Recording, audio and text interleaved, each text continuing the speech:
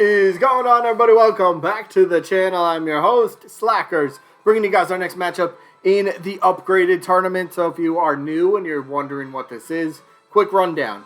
Put together this tournament of 48 characters that have the potential to be upgraded to playable character status. So assist trophies, me costumes, spirits, that sort of stuff. That's all the type of characters that are in this tournament. Each day on the channel, then I upload one of the matches, except for Sundays, and we will vote between one of the two characters. Who would you rather see? Yes, you can vote for both, but, you know, voting, there's some rules that we got to follow. Don't worry, they're very simple, so let me just put them up on screen here real quick. All right, rule number one, you got to be open-minded for this tournament. You got to be open-minded to the fact that there may be a small chance that we get another upgraded character. All right, so you got to be a little open-minded. Not saying it's a guarantee. No. There's a small chance. There's a potential that it could happen. So you got to be open-minded. Otherwise, you only get one vote per person. Please keep that fair. One vote per person. How do you vote, though? Simple. Down in the comments, type the name of the character you are voting for. And yes, like I said, you can vote for both of the characters. If you really like both of them, yeah, totally fine. Vote for both. How do you do that? Just type the word both. Just say, hey, I vote both. Totally fine. That's all cool. Rest of the rules, though. Double elimination tournament, meaning the character has to lose 2 times overall before being officially eliminated. Then once we get to the results to determine the winner and loser of each individual match. If there happens to be a tie in the votes, we flip a coin on camera. Fairest way to break a tie. And each matchup voting-wise only lasts for just 1 week. Those are the rules. Let's get to the rest of the video. Alright, so let's run over the results from last week very quickly. The matchup was between Pauline from the Mario series, who's taking on Shovel Knight. And going in, I voted one way. I was expecting the other outcome, but I was surprised at the result here. I'll be honest, I was really surprised. It was a clean win.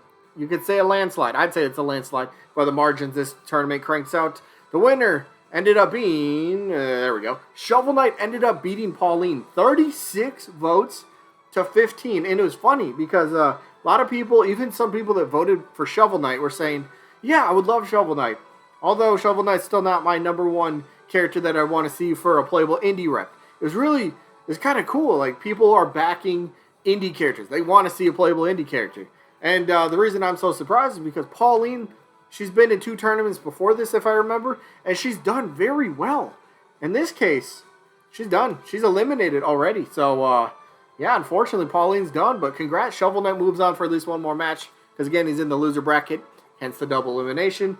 If you lose twice, you're done. So, speaking of 2 more characters that have at least one more chance as of right now, we have Kamek from the Yoshi series, who's taking on Funky Kong from the Donkey Kong series. So, what do we say? Well, let's just jump into it. There's no point wasting time. So, Funky Kong. Now, I don't know if anyone's seen this.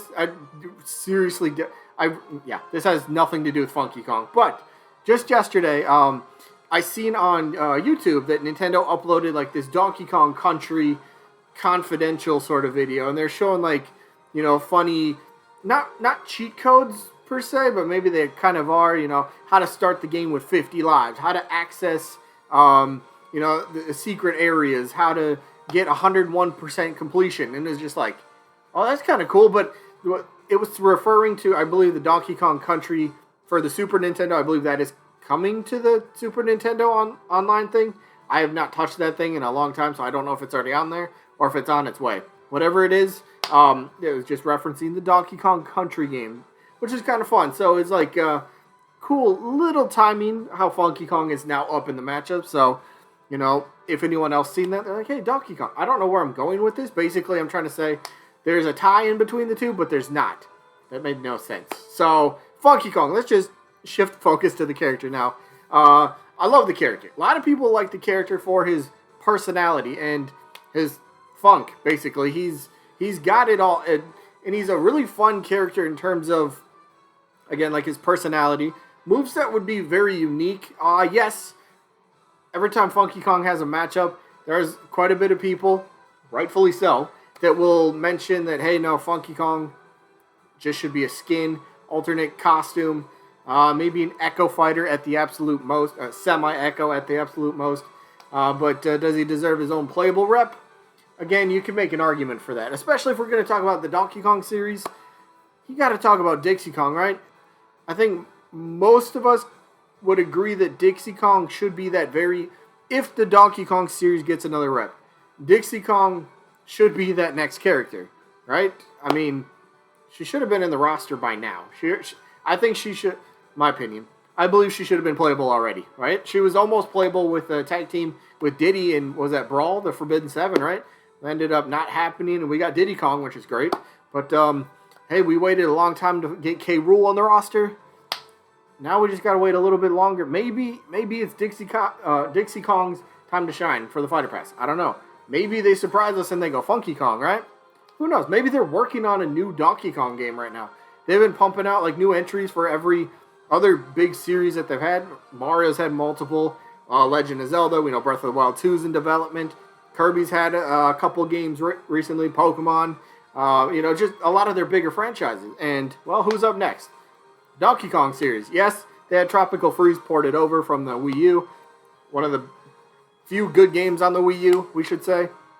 And, like, overall as a character, people, I really don't think... This would be, like, a character that would just kind of be like, okay, sure. They're fine. Maybe that's not anyone... Nobody's really, talking about the character. So there's not... I don't want to say there's no support for the character, but there's no... At least from what I see, there's no vocal support as of right now. Nobody's saying, hey, Funky Kong, we want him, right? Let's talk about him. Nobody's saying that. Nobody's making topics about him. Nobody's making videos about him. So, I don't want to say he's an afterthought, but again, if this was maybe more base roster-wise, or if we knew specifically that Fighter Pass 2 is going to be heavily first-party characters, I don't know. I guess then Funky Kong has a better chance, but again, I think Dixie Kong comes before Funky in the pecking order, but I don't know. It's Nintendo's game. They'll put in whoever they want, however they want, whenever they want, right? So they might throw us a curveball and do this. I mean, right? He's I brought this up before. He's playable in Mario Kart on the Wii, right? The Wii one, yeah. And like I've told you guys all the time, every time I was playing online, everybody who's playing is Funky Kong. People like Funky Kong. So I think being in Smash Bros., I don't think anyone would really object to it too much. Now, Kamek, on the other hand. I think Kamek is like another one of those characters that is kind of just kind of sitting there. Same as Funky Kong. Kind of the same as maybe King Boo to a degree as well. They just got a bunch of characters that are like, hey, we're here too, right? We're here too. And then once somebody will finally make a little fuss about the character, then I think their popularity and more people would kind of jump on board with the idea, right? So Kamek, again, being a part of the Yoshi series, the Mario universe, he's recognizable, right? Again, first party. If we're going to go heavy first party characters, maybe we get another Yoshi character. Maybe we get another Mario character overall. There's a possibility there's a good chance that is a possibility, I would have to say. But Kamek, villain, you guys know my stance. I want to see a villain. I don't care who it is. Can I get a villain in the roster for DLC, please? Please? So, Kamek, though, he's got a good moveset. He's a Magic Koopa, so he can cast a bunch of spells. He's got his the broomstick. He can fly around on that. He can cast like fire. Kamek's got a pretty unique moveset, and you could do some really fun stuff with him. I don't really know if he would come with like a gimmick per se, like how a lot of the DLC characters have been so far.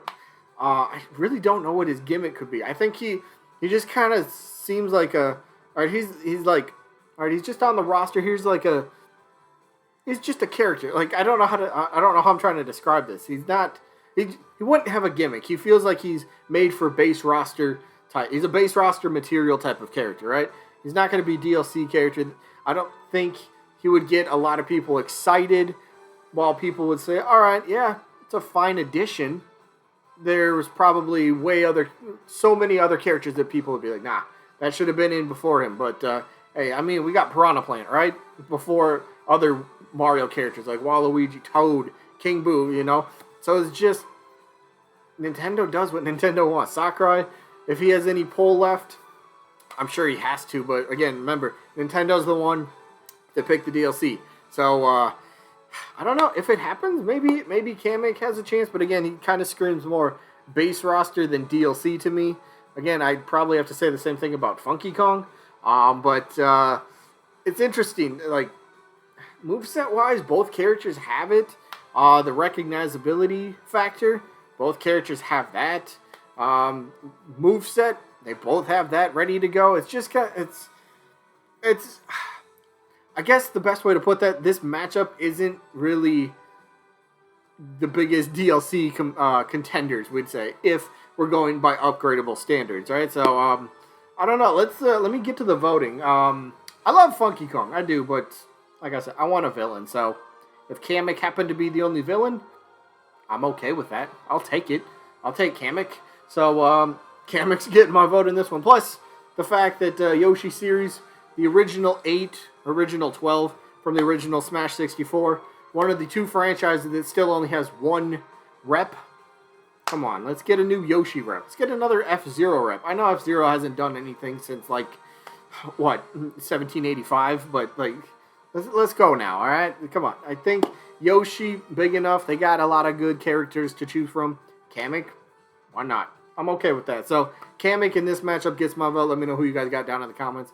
Kamek, Funky Kong, or both. All good options. Anyway, that is it for this one. So, sneak peek for tomorrow.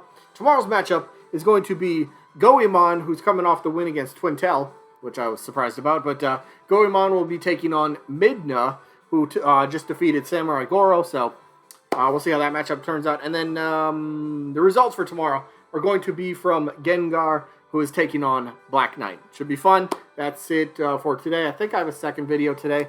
Raid Boss versus Raid Boss against one of my subscribers. I believe that's what it is. So that is it. Hope you guys enjoyed. Hopefully catch you on the next one.